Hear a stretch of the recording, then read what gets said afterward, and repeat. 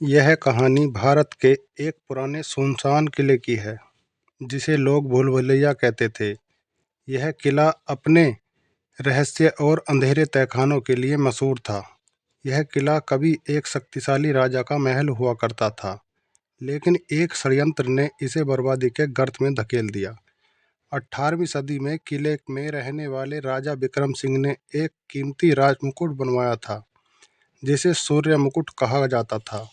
यह मुकुट राजा की शक्ति और साम्राज्य का प्रतीक था। लेकिन एक रात मुकुट चोरी हो गया और किले का खजांची जो मुकुट की रक्षा करता था वह मृत पाया गया। खजांची की मौत एक रहस्य बनकर रह गई थी।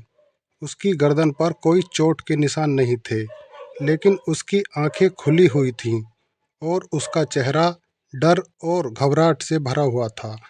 राजा ने अपने सेनापति और जासूसों को हथियारों और चोर की तलाश में लगाया, लेकिन मुकुट और हथियारा कभी नहीं मिला।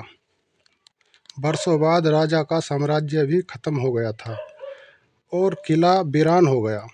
लेकिन स्थानीय लोग कहते हैं किले के गलियारों में रात के समय अजीब सी आवाज़ें सुनाई देती हैं। कई लोगों ने दावा किया कि उन्होंने खजांची की आत्मा को किले के अंदर भटकते हुए देखा है। लगभग 200 साल बाद ब्रिटिश शासन के दौरान एक अंग्रेज जिसका नाम एडवर्ड कार्टर था, उसने किले के रहस्य की जांच करने की ठानी। एडवर्ड को इतिहास और रहस्यमयी कहानियों में गहरी रुचि थी। उसने अपनी टीम के साथ किले की खुदाई शुरू कर दी। किले के तहखानों में एडवर्ड और उसकी टीम की एक गुप्त खजाना मिला। खजाने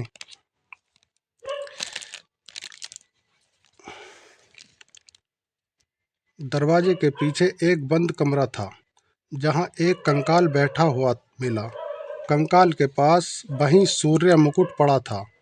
यह देखकर एडवर्ड हैरान रह गया, लेकिन कमरे की दीवार पर खून से एक वाक्य लिखा था। वह वाक्य था, धोखेबाज का अंत। एडवर्ड ने जांच में पाया कि कंकाल खजांची का नहीं, बल्कि राजा विक्रम सिंह का था। सच्चाई यह थी कि राजा ने मुकुट का निर्माण करवाने के बाद अपने खजांची को धोखा दिया था। खजांची पर चोरी का आरोप लगाकर मार डाला था। लेकिन खजांची की पत्नी जो थी वह जादू टोने में माहिर थी। उसने राजा से बदला लेने की ठान ली थी। खजांची की पत्नी ने धोखे से राजा के दूध में जहर मिला दिया, जिससे राजा की मौत हो गई थी और राजा को उसी गुप्त कमरे में बंद कर दिया जहां मुकुट छिपा हुआ था। किले का रहस्य खुलने के बाद अब वहां एक ऐतिहासिक स्थल बन गया। दूर दूर से लोग इसे देखने आते और उस गुप्त कमरे की कहानी सुनते।